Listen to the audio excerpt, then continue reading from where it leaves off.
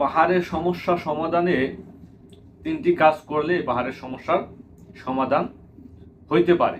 কারণ আপনি এদের সাথে ঝগড়া করিয়া, এদের সাথে মারামারি করিয়া, কাটাকাটি করিয়া, অভিযান চালাইয়া পাহাড়ের সমস্যার সমাধান করা যাই বলে, বা এদের সাথে শান্তি চুক্তি করে যতই চুক্তিভুক্তি করেন কোনো লাভ নাই।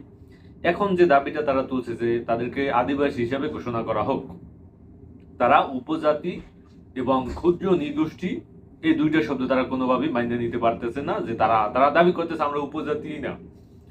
যখন তোমাদের দাদাদেরকে বা তোমাদের সেই পূর্বপুরুষদেরকে উপজাতি হিসেবে ব্রিটিশরা আইসা উপাধি দিল, ব্রিটিশরা গবেষণা করে তারপর তোমাদেরকে উপজাতি উপাধি দিয়ে দিল, তখন তোমাদের দাদারা কিন্তু বলে নাই যে আমরা উপজাতি না, আমরা ক্ষুদ্র নৃগোষ্ঠী না। তখন কিন্তু তারা বলে নাই, কারণ তখন তোমাদের পূর্বপুরুষরা দাদারা জানতো যে তারা আসলে উপজাতি, তারা বিভিন্ন জায়গায়